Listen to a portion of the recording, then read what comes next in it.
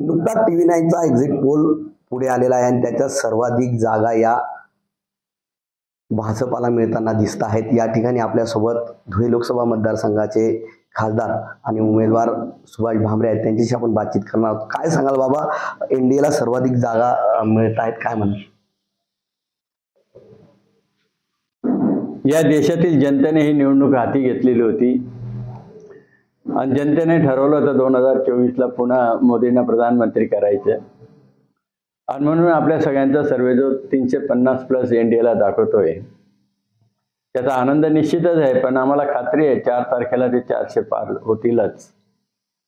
नक्कीच या ठिकाणी मात्र जे काही महाराष्ट्रात चित्र आहे, महाराष्ट्रात चित्र महायुतीला 22 जागा दाखवल्या आहेत आणि महाविकास आघाडीला जास्त जागा, त्या संदर्भात काय म्हणाल?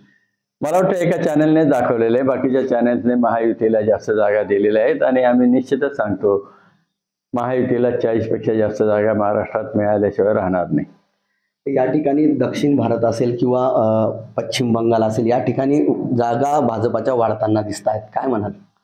निश्चितच पश्चिम बंगालमधल्या लोकांना आणि दक्षिण भारतमधल्या लोकांना लक्षात आलेलं आहे या देशाला जर कधी आर्थिक महासत्ता करायची असेल तर मोदींशिवाय पर्याय नाही आणि म्हणून हे बदल दिसत आहेत।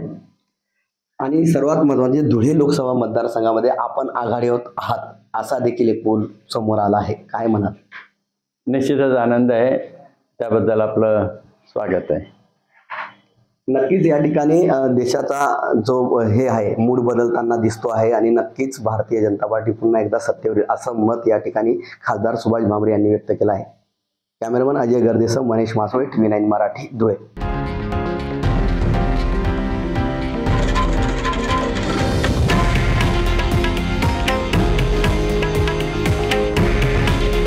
हे आहे देशातील नंबर 1 न्यूज नेटवर्क आणि आपण पाहत आहात TV9 मराठी।